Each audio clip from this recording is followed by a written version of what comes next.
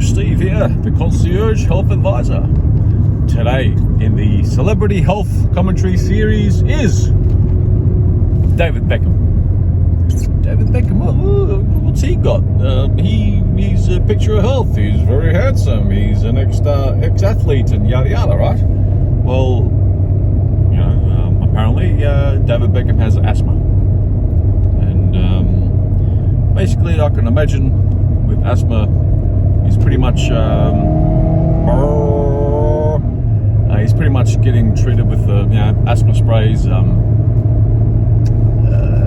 corticosteroids, maybe, depending on how severe his asthma may be. And I'd be surprised if you have a doctor that did a sweat test and this and that, he'd probably get given the diagnosis of cystic fibrosis or something. So for the moment, he's got asthma. How does asthma occur? Oh, it's genetic. Oh, it's the stresses of the environment and the bad air in London or whatever he's living at the moment. I'm sure he was in the US playing for LA Galaxy football. Anyway, that was probably a decade ago, right? But so David has asthma, and usually a high correlation with asthma is nutrient deficiencies. This is the stick, this is the chassis, the platform, the methodology, the rationale I base my health approach on. And let's compare notes in 10, 20, 30 years, and let's see whose health approach is better. The mainstream healthcare complex, let's pick somebody. One of I know the average life expectancy of an emergency room doctor is 58 apparently. I've heard lower age expectancies of doctors than 58 as well. Billionaires 66, ex-athletes early 60s, and David, he might be a statistic. Will he reach the average age of 75, 77, whatever the average age is now? Let's see, right? The likes, different people dying young, like young people dropping dead on the field all the time. Nutrient deficiencies, no. Cardiomyopathy, genetic, no. Being an athlete, you're losing a lot of micronutrients in your sweat. It's not just fluid and electrolyte loss, it's the vital micronutrients that's being lost. And if you're not supplementing with all the micronutrients that we need, there's 90 plus, there's probably 100 plus that we require. There's 90 that are deemed essential. If you're not getting them, you're going to be getting ill and chronically ill. And if you don't have enough of them or any at all, you're dead, right? So, okay, asthma. That is today's subject matter. Usually there's a high correlation of deficiencies in essential fatty acids, usually an omega-3 and omega-6 ratio balance, right? And also magnesium and manganese. They're the high correlates with people with asthma when they die, and if there's ever any autopsies done with nutritional makeup in the autopsy. Okay, that's the high correlation.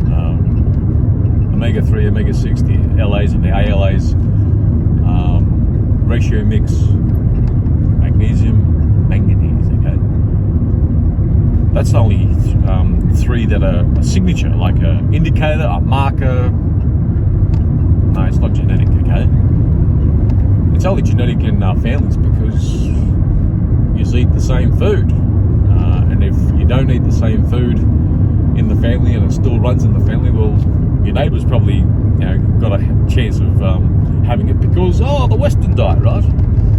And also you've got the same sort of food sensitivities, usually centered around gluten. How sensitive to gluten you are, the amount of pro-inflammatory cytokines